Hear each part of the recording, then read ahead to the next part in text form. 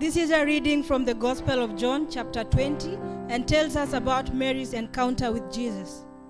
But Mary stood weeping outside the tomb, and she wept. She stooped to look into the tomb, and she saw two angels in white, sitting where the body of Jesus had lain, one at the head and one at the feet. They said to her, "Woman, why are you weeping?" She said to them, "They have taken away my Lord, and I do not know where they have laid him." Having said this, she turned around and saw Jesus standing, but she did not know that it was Jesus. Jesus said to her, "Woman, why are you weeping? Whom are you seeking?" Supposing him to be the gardener, she said to him, "Sir, if you have carried him away, tell me where you've laid him, and I'll take him away." Jesus said to her, "Mary." She turned and said to him in Aramaic, "Rabboni," which means teacher. Jesus said to her, "Do not cling to me, for I have not yet ascended to the Father. But go to my brothers and say to them, I'm ascending to my Father and your Father, to my God and your God." Mary Magdalene went and announced to the disciples, "I have seen the Lord," and he had said these things to her. And that's the word of the Lord.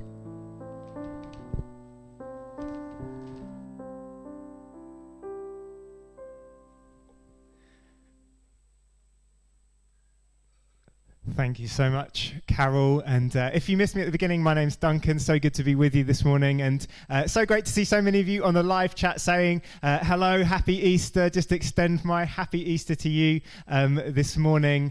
So great. Some saying that they're particularly enjoying the worship, particularly enjoying Rob's voice this morning. So I can only vouch for that from the venue here this morning as well. The end of 2020, this was the cover of Time magazine. If you can't see it, it is simply the word or the number 2020 with a big red cross through it, with the headline underneath, which you might not be able to make out, saying, "The worst year ever." Which is perhaps erring a little bit onto the over-dramatic, but I think it probably tells us a lot that I don't think any of us would see that magazine cover and think, what? Hang on a second, whoa, what was so bad about 2020? I think it's hard to argue that it wasn't a really hard year for all of us. That for every single person that is tuned in this morning and watching along, this was almost for every single bit of our life got worse in 2020. Work got harder, family life got more strained. We made plans, they were cancelled. We made plans again, and they got cancelled. We were forced to put up with seeing loved ones on Zoom, or perhaps even worse, seeing unloved ones on Zoom. And all of the big moments of our year they were prefixed by that joyless word, weren't they? We didn't have and haven't had birthday parties. We've had Zoom birthday parties. Zoom graduations, and perhaps the most heartbreaking of all, Zoom weddings.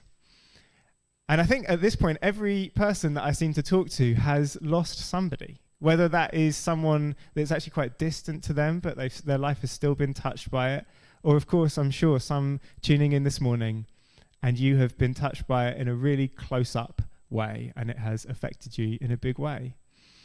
We don't like to dwell on it too long. We don't like to think about it. But whether it's lost lives, whether it's lost connections, lost jobs, some are even predicting for some of the younger generations, lost futures because of this pandemic. 2020 and now into 21 has been pretty painful for all of us. But today is Easter Sunday. And for the next 20 minutes or so, I want to share a message on how Easter Sunday speaks into and speaks to those who have experienced loss. And how all of the pain and the sorrow that all of us have become acquainted with over the last year and a bit, 13 months or so, can be turned in just one moment into fullness of joy. And this is not just a sentimental, vague thing that you might see on a Clinton's card, but this is a personal, real encounter that each of us can have that comes into our sorrow and our pain and turns it into real joy that can never be taken away. The first Easter Sunday, the morning of that first Easter Sunday, was marked by grief and loss. You heard Carol's reading just there, and the first line of that was the picture of a broken woman.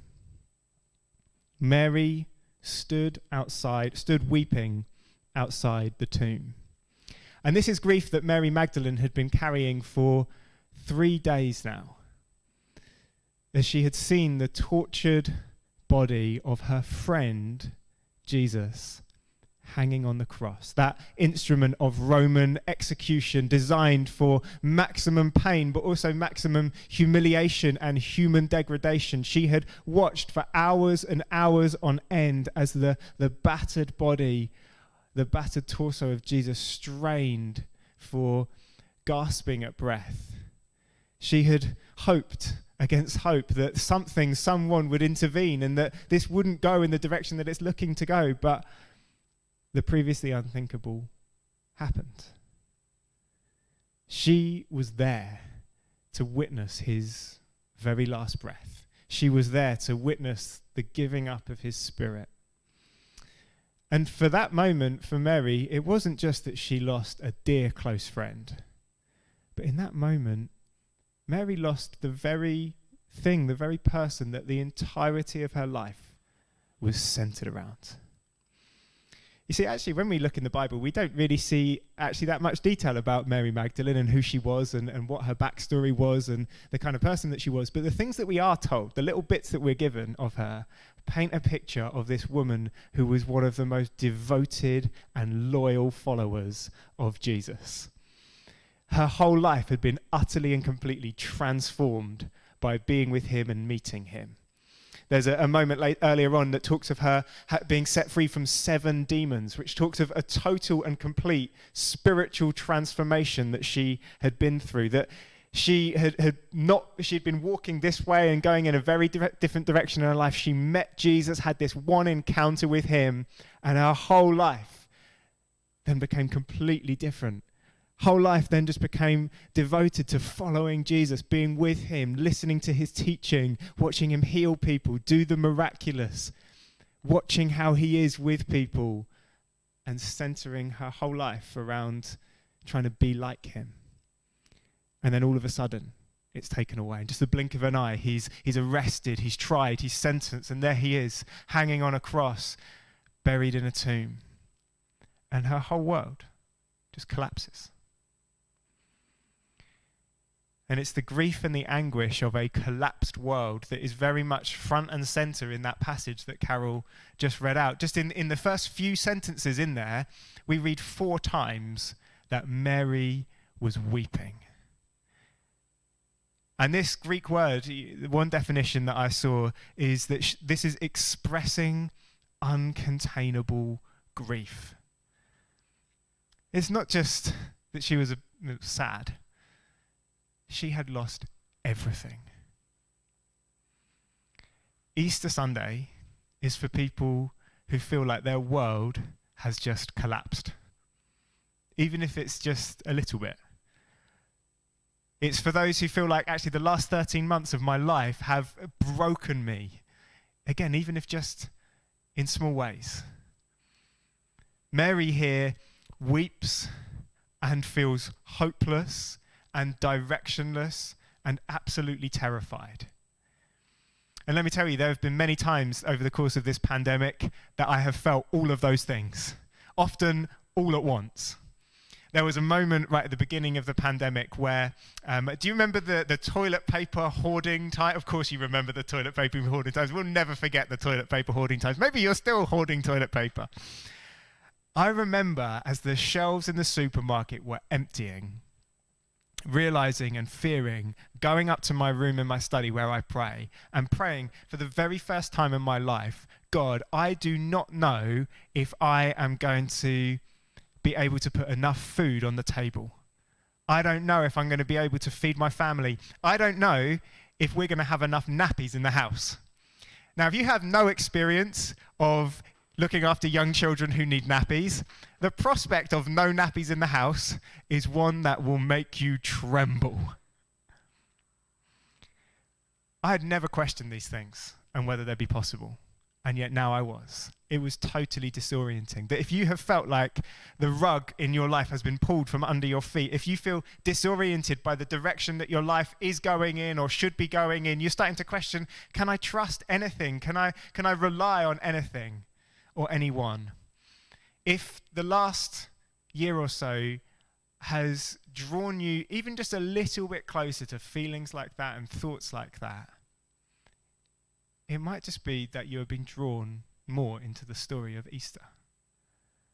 It may not be a coincidence that you're watching today, that you got that link sent over by a friend and normally you think, just normally ignore that and do something else. But actually you thought, I'm going to click it, and you're here this morning. Or you just stumbled across us on Facebook and just something compelled you, I'll click on that, I'll check it out, and here you are. Maybe it's not a coincidence. Maybe you had been drawn into this story. As Mary looks into the empty tomb, she sees two angels. And yet her reaction, or her lack of reaction, suggests to us that she just thought they were two people. Because she doesn't really pay much attention to them in any particular way at all, but all of her attention then immediately turns to the one who's directly behind her. Verse 14 in the passage that Carol read. She turned around and saw Jesus, but she did not know that it was Jesus. And here we are drawn into one of the most stunning, beautiful, and scarcely believable moments in the whole of human history. Just a small encounter, a simple encounter, two people in a garden. It looks in many ways totally unremarkable, probably like some garden encounters that you've had over the last week or so, perhaps with people. Not much to it, but yet it is absolutely bursting with dramatic tension and cosmological significance. As Mary sobs towards the one that is before her, as she starts to express her heart-wrenching grief to this man that is in front of her, this one that she mistakes to be a gardener, we read in the passage. She's desperately asking him, where is Jesus' corpse? What has happened to this body? As she weeps uncontrollably through her words, totally unknown to her, the very one that she's speaking to is the one that she is grieving over. That as she asks this man, where is the body? The body is right before her eyes.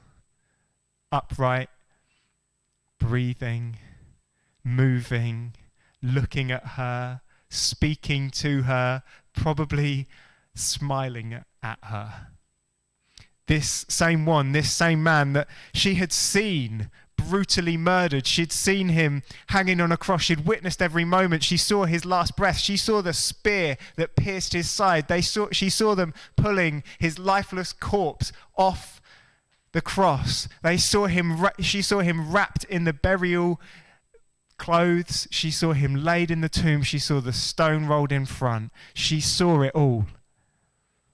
And now this same man stood right in front of her. And she has no idea. Until he speaks just one word. One word, and she weeps no more. Verse 16, Jesus said to her, Mary.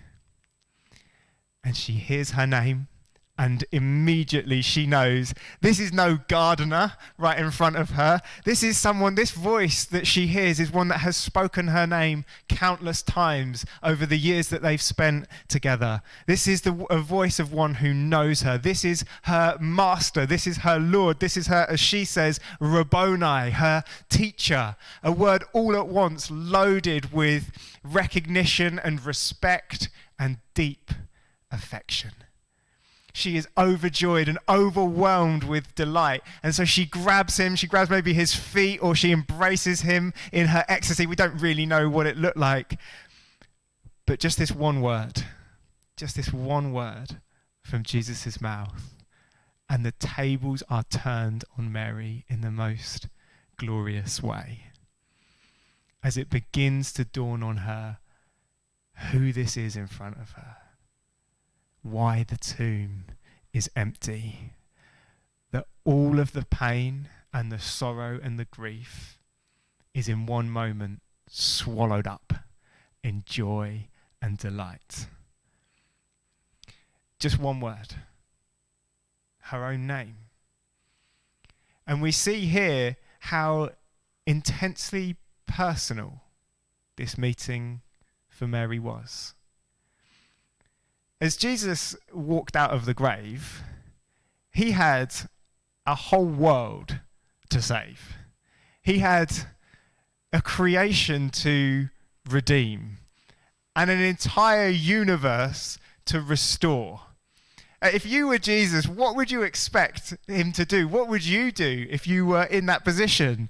You'd think, surely, to get the ball rolling on all of these things, surely, Jesus, you do something big. I mean, there is an opportunity in front of you here. Literally hundreds of thousands of people in Jerusalem at that time would have seen him hanging on the cross. The crucifixion was designed so that maximum exposure would happen. People would see him. There was 2.5 million people in Jerusalem at this point in the calendar. Most of them would have seen, or at the very least, it was the talk of the town. They would have heard, Jesus has died. You think there is a huge opportunity here, Jesus, to show that you are not indeed dead, but you have risen. You think at the very least, drum up a big crowd, get yourself on the tallest mountain, get yourself the loudest megaphone, or whatever the first century Near East equivalent of a megaphone was at that point. And maybe even do something huge, do something unforgettable, do something miraculous. I don't know, make Jerusalem float up in the air or something. Do something that's going to be talked about for years to come. And what is number one on Jesus' agenda? Just a one-to-one meeting. Jesus' priority is not drawing as big a crowd as you possibly can. It's not about putting on a show. Jesus' priority is relationship. It's friendship. Coming to someone who he loves and he knows. This is the lowest key thing that Jesus could possibly have done. It's a chat in a garden with a friend. It is a very COVID-compliant divine encounter. He comes just to Mary, that she might see for herself, that Mary might believe, that she would see undeniably, irrefutably, unbelievably, Jesus is alive. Jesus comes to her in her moment of deepest despair, comes to her so that her weeping might come to an end, and that she personally would experience fullness of joy. This is the message of Easter. Jesus is alive. And it's not just a phrase that Christians get excited about at this time of year. What this means is that Jesus is alive today.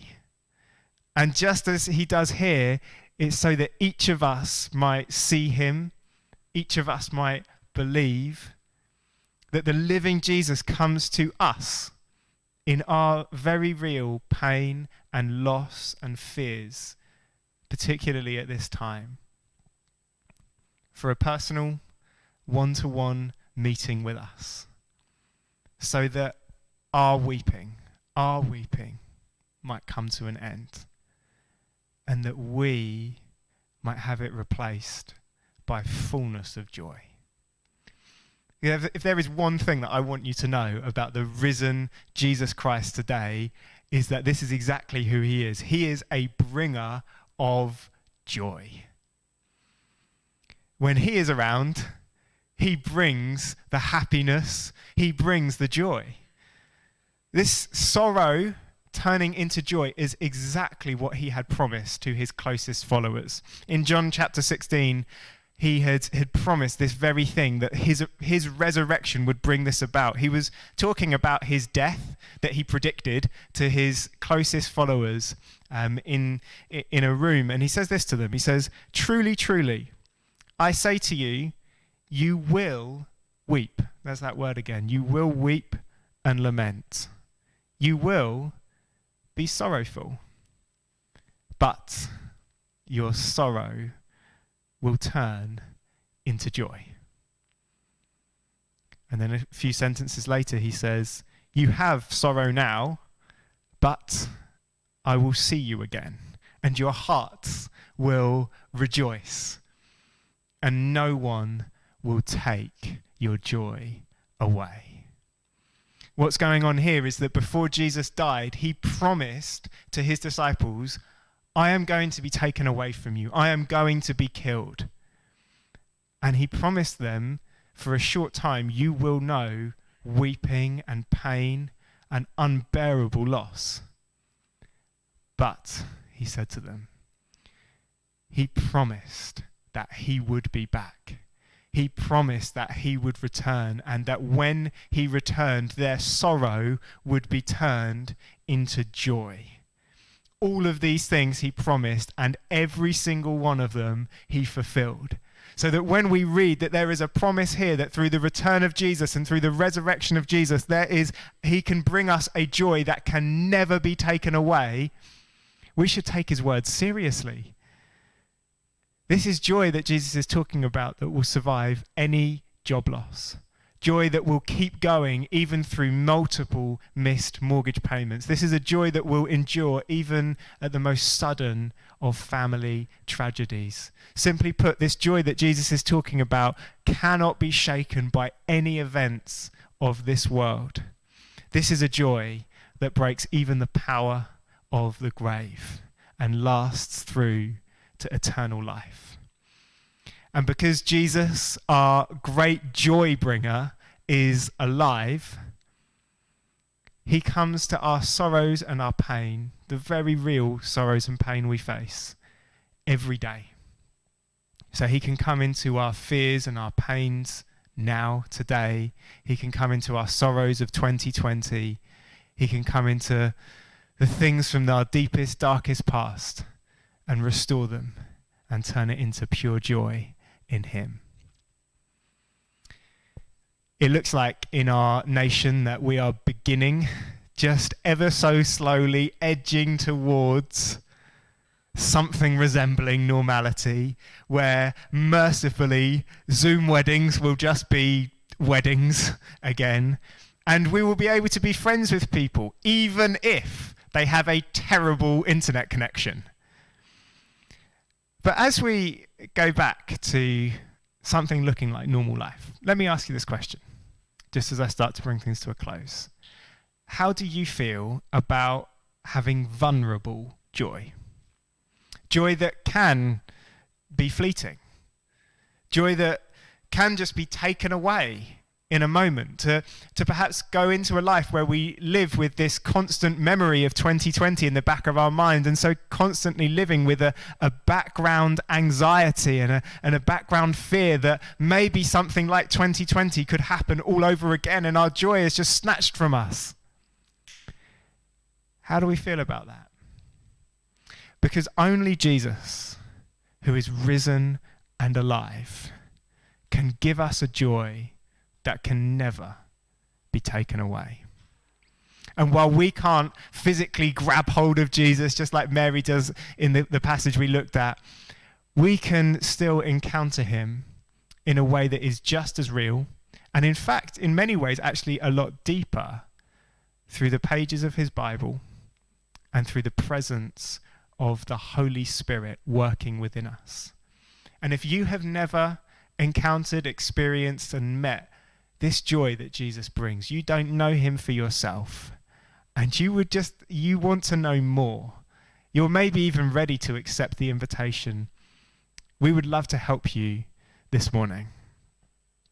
In just a moment, I'm going to make an opportunity for you to pray a short prayer, and you can respond in that way. And we've also got a response form that we'd love for you to fill in as well. I think the link for that will just be appearing in the chat now. You can click on it now, or I'll mention it again in a little bit. Just we would love to be able to keep up a conversation with you. We'd love to help get to know you a little bit more, find out exactly where you're at, and we've also got some great resources to help you learn a bit more and to know a little bit more of where to go next. I'll lead you through that in a moment, but the last 13 months have wounded us all. I think all of us can relate to the pain and the loss of Mary Magdalene in the garden here. But this is Easter Sunday. Her weeping did not last, and neither does ours have to. Today we can celebrate, even in the midst of pain and difficulty, that Jesus is alive. And because he lives, because our Saviour is risen and we can see him, our great joy bringer is with us and in our midst and in our presence. And in him, even our deepest sorrows can be turned to fullness of joy, a joy that can never be taken away from us. And so we're going to sing one final song in just a moment of celebration and of joy of the risen Christ. And then in a moment, I'll be back to give an opportunity for us to respond and invite you into this joy that can never be shaken, whatever events we go through. Let's sing one final song.